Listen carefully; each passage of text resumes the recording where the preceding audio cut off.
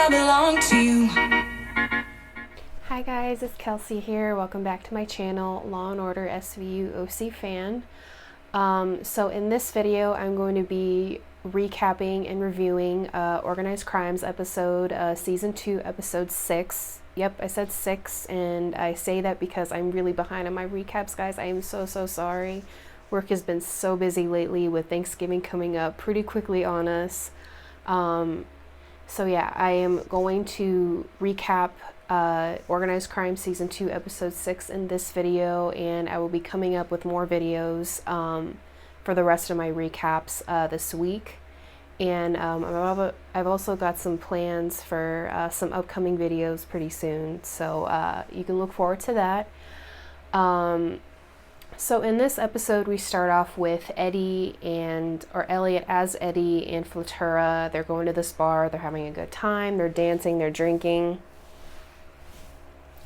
And she plays the song Call Me by Blondie on the jukebox, and she starts dancing. And while she's dancing, she tells the story of how she says this song was playing when her father sold her into trafficking. It was actually a pretty sad story. I did feel really bad for her when she was telling that story. It was very heartbreaking. And then you can see Elliot as Eddie switching from undercover mode to cop mode because he's genuinely concerned about her. He's listening to her, telling her story, and then she says how Albie saved her from being sold because he basically married her to get her out of that trafficking world. But even though she's kind of doing the same thing that her father did to her, she was selling those girls we saw in the previous episode with the party. So we did see that. I don't know if she knows what she's doing is wrong, because she does have a past in that world. But then we see this kid try and break into the bar. Elliot chases after him, and it turns out that the boy is Eddie Wagner's son. So Elliot is kind of blindsided because he didn't know, after doing all this research on Eddie Wagner, I'm sure before he went undercover, or Jet did. Jet did admit that she missed that, that he did have a son, and he was actually pretty abusive to his son, and to the mother too. So basically he's playing like this abusive dirtbag too, which you could tell Elliot was not comfortable with.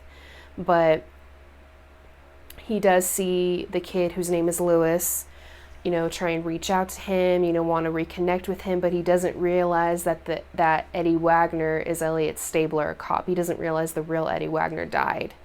So on top of that, we see this Congressman Diaz, try and he's against organized crime. He wants to take organized crime gangs off the streets of New York. And then we soon see that Costa has found out that he's kind of made a threat against his organization. So Costa's pretty mad about that. And to kind of show how mad he is, well, actually, before that, we do get to see, in the previous episode as well, they do find out that there's a rat in the organization. Of course, they don't know that it's Elliot, but they don't know that he's a cop in actual real life. So he knows that there's a rat in the organization. They don't know who it is. I think, we see Flatura suspects that it's Eddie or Elliot. We do see that Costa, he does want some answers. Elliot is in the room with these, everybody in the organization, and he grabs just this random guy, and, to prove his loyalty, he cuts his tongue out of his mouth. We didn't see it, we didn't need to see it, but it was pretty graphic, and it was just pretty disturbing to see that. And he takes the tongue and nails it on the wall, which is, it was so gross. But organized crime definitely really knows how to push their buttons when it comes to, to content like that. It is a 10 p.m. show on a network, so I think they can only get away with so much. But seeing that was actually pretty graphic. I did not expect to see something so graphic on that show, but it just proves how good the writers are and how good Eileen is too in doing her research on crime organizations like that. I'm sure crime organizations are much, much worse than what we saw on television. So then after that, Stabler informs Bell who, what had happened, what he saw, and then we get to see him as Eddie, kind of push Lewis away because Lewis wants to reach out and get closer to his father, who he doesn't realize is his father. So then we see Albie, kind of, hey, let your kid, let him get to know you better. Of course, Albie doesn't know that Eddie is Elliot Stabler, the cop. So then we see eventually that there's a threat on Congressman Diaz's life. It turns out Albie gives Reggie the job of assassinating him in order to prove himself to the organization. Elliot tries to stop Reggie from doing what he's doing because you can tell Reggie doesn't want to go through it, but like I said, he wants to prove his loyalty to Costa and to Albie and the organization, so he does go through it. He poses as a delivery driver.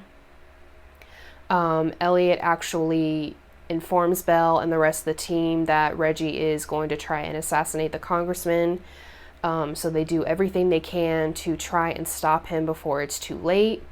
And unfortunately, it is too late. Reggie gets out of the truck. The congressman tries to call his wife multiple times. She doesn't answer, and then she finally does answer. She opens the door to receive the package, and it's Reggie standing at the door with a gun, and he shoots her.